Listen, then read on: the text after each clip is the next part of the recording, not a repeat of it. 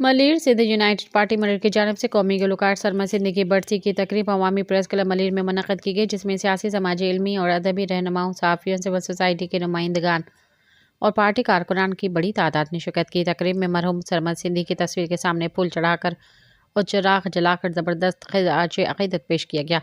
इस मौके पर खिताब करते हुए SUP के इब्राहिम हैदरी के ऑर्गेनाइज़र शिराज सोलंकी, जद्दोजहद कमेटी के रहनुमा इकबाल कलमती, जस्कम बशीर खान के सईद सोलंकी और दीगर ने कहा कि कौमी गुलकार सरमा सिंधी ने अपनी संगीत और कौमी गानों के ज़रिए सिंध की कौमी तहरीक में नया जोश और जज्बा पैदा किया है। उन्होंने कहा कि सरमा सिंधी ने अपने फ़न के ज़रिए कौमी गीत सिंधी कौम को बेदारी, हक़ों की जद्दोजहद और कौमी शनाख्त का शऊर दिया। मुकर्रिरीन ने मज़ीद कहा कि सरमा सिंधी सिर्फ एक फ़नकार नहीं बल्कि एक बाअमल कौमी के कारकुन भी थे, जिन्होंने हमेशा सिंध की ज़मीन, ज़बान, वसाइल, दरियाओं और हक़ों के तहफ़्फ़ुज़ के लिए आवाज़ बुलंद की। सब्सक्राइब कयो अवामी न्यूज़ HD के ऐं ताज़ा तरीन ख़बरुनि लाइ ॾिसंदा रहो अवामी न्यूज़ HD।